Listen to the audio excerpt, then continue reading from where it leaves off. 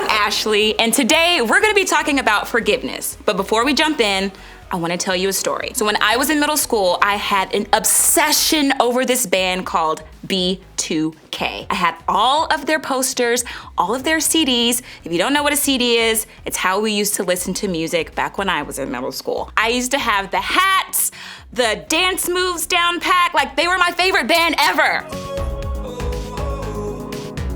And then they decided to break up so that they can do their solo careers. Let me tell you, this fan, I was devastated. I was crushed. I was hurt. I was so upset. I didn't even listen to their other music that they put out. And chances are you've not only experienced something small or silly that was hard to move on from like I did, but I bet you've probably gone through some things that were really painful and hard to move on from too. Things that hurt or disappointed you. Things that you didn't expect. Things that were ultimately hard to forgive. Now, if you're anything like me, forgiveness doesn't always come easy. Forgiving and moving on might seem like it should be simple, but for some reason it's just not. The truth is, forgiveness takes more than a moment. When we talk about this idea of forgiveness, we're talking about letting go of negative feelings that we have towards someone who's hurt, harmed, or disappointed us, regardless of whether they actually deserve it or even want our forgiveness. Now that sounds pretty good, right? But feelings of betrayal or hurt or anger, feelings of being wronged or let down, the desire to pay someone back for what they've done, who wouldn't want to let go of negative thoughts and emotions like those? If only they were that easy. Honestly, sometimes the stuff we find ourselves needing to forgive just isn't that easy to let go of and move on from. Maybe you're dealing with a fight with a friend, or maybe you're really hurt because your older sister lied about some not so great choices that she was making. I'm gonna give you 5 seconds to think about what that thing is for you. What's something that has hurt you?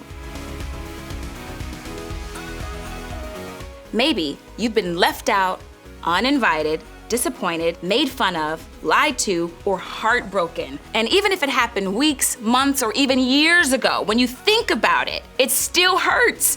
For whatever reason, you just can't seem to move on. Or maybe if you've been hurt or disappointed by someone or something, you really have no idea what to do next. How are you supposed to feel? And what does it even mean to move on? That whole idea of forgiving them kind of feels confusing to you. Well, the truth is we've all been there before. And unfortunately, we'll all probably be there again. Because sometimes people hurt us. They fight with us. They embarrass us. They disappoint us. They end a relationship with us. They break our trust. And as a result, we feel stuck because we're hurt or angry or sad. So what do we do then? Well, some of us pretend that we're okay even though we're definitely not. And others of us try to get back at the person who hurt us. Some of us even say things that we should not say. We lose our tempers or take it out on other people. Others of us try to ignore what we feel by distracting ourselves. Maybe we put our AirPods in and tune everything else out, or watch TikTok for hours to take our minds off of what we're really feeling. But here's the thing, no matter what you do to deal with what hurt you, it doesn't actually work. No matter how hard you try, it's not gonna help you move on. Sure, you might feel better for a moment, but the feelings are still there. And that's really hard because ultimately those feelings only hurt you. You're the one holding on to the pain, not the other person. You're the one struggling because you can't move on. But what if I told you there was another option? What if there was really a way for you to forgive and move on? Now, I want to tell you about a guy named Paul. Now, Paul was a super important leader in the early church. Thousands of years ago, he went around telling people about Jesus and starting churches. He would send letters to churches he had started or to other people who were following Jesus to encourage and teach them. And what's cool is that we can read those letters today because they're all recorded in the Bible. Now, the letter we're going to look at was written to a church in a town called Thessalonica. It's a fancy word, huh? Paul had actually been driven out of Thessalonica by people who weren't super excited about the church growing. They called Paul a liar. They spread rumors about him. They treated him terribly. And how did Paul respond? Well, with this letter.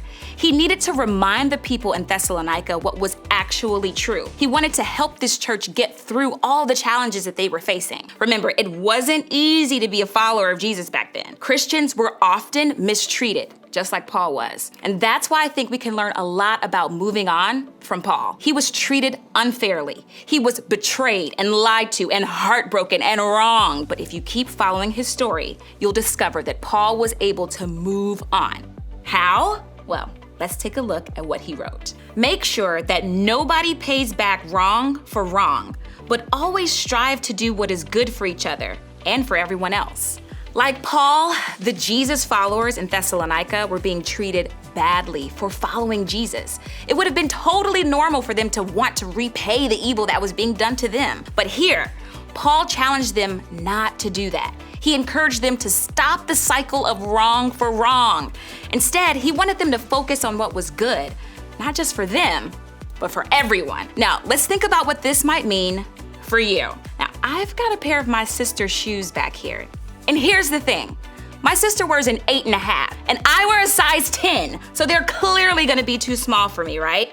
But let me see if I can even try to put them on my feet. Let's see if that'll work. All right, they already hurt, but I'm gonna see if I can walk around in them a little bit. Ouch, my toes!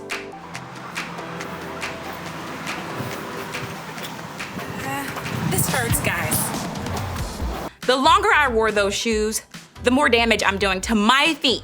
I bet if I wore those long enough, I'd have blisters, sores, cramped toes. Basically, I'd have a really, really bad time.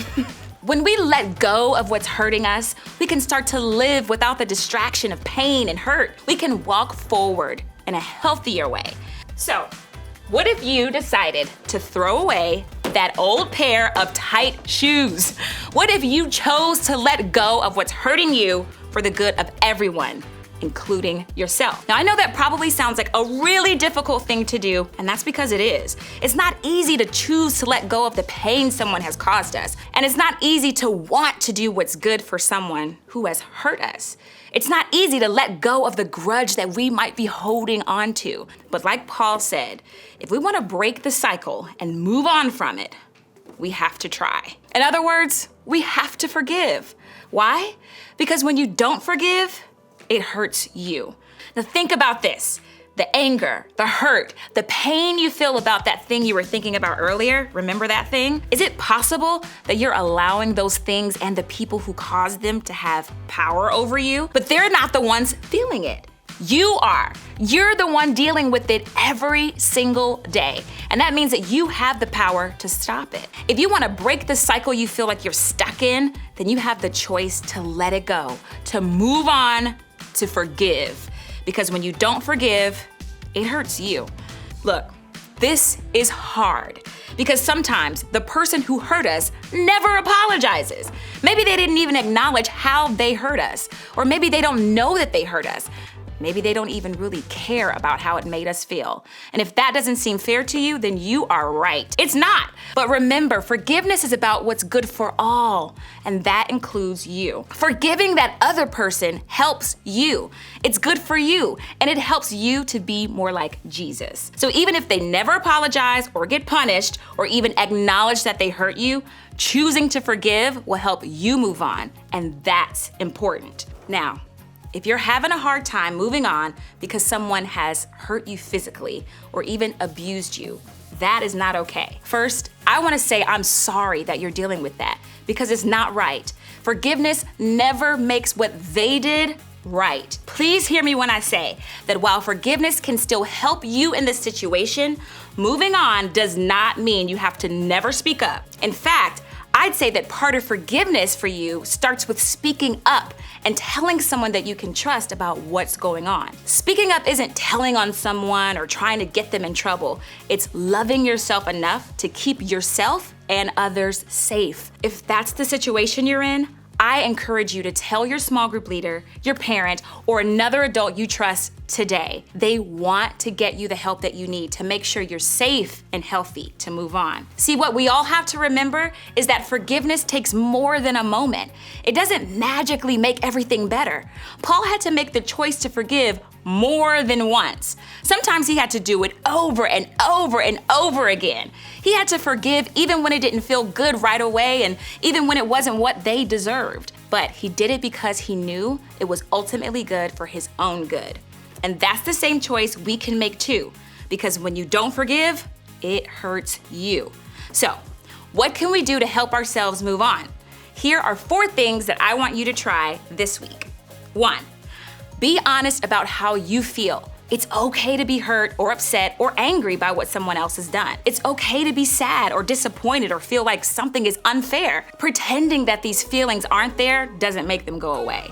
We can allow ourselves to feel these things and still move forward in a healthy way. 2, remember that everyone is worthy of forgiveness. No matter what we do in our lives, God constantly forgives us. When we mess up, when we have regrets, when we feel guilt or shame for something that we've done, God's forgiveness is always freely given to us.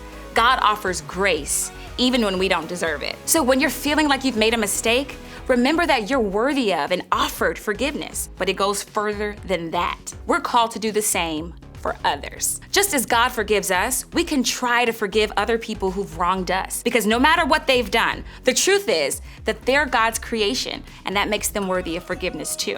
3, that's 7. Choose to move on. You can decide to move on from the hurt you're holding on to and make a choice to move toward forgiveness. This can look a lot different for all of us. Choosing to move on doesn't always mean you have to run up and tell someone, "I forgive you." It doesn't have to be something that you talk about at all. It could be something you do simply for yourself. Maybe you write a letter that you never send to the person who hurt you to get all of your thoughts and feelings out. Maybe you pray for them. Maybe you end that prayer by telling God, "I forgive them, and I'm letting it go." Or maybe that means that you have a hard conversation with someone, or you take a step back from the relationship, or you talk to an adult about what you're feeling. Whatever this looks like for you, know that moving on is a choice you're making to help you move forward. 4, repeat. Move forward over and over and over and over again. Remember, forgiveness takes more than a moment. It's a process. It's a decision you have to keep making. And it doesn't magically make everything better. Sometimes things get better, and sometimes they don't. But when you keep choosing to forgive, you're doing what's good for everyone, starting with yourself. We all have things that we need help moving on from, and it's important to talk about how to do that with people that we trust. That's actually why we have groups. Your group is a place where you can process the things that you need to help you choose forgiveness. It's the place that you could take that first step towards moving on. So today, I want to encourage you to be honest with your group about how you feel about forgiveness. I promise you that you'll be glad you did. Remember, when you don't forgive, it hurts you.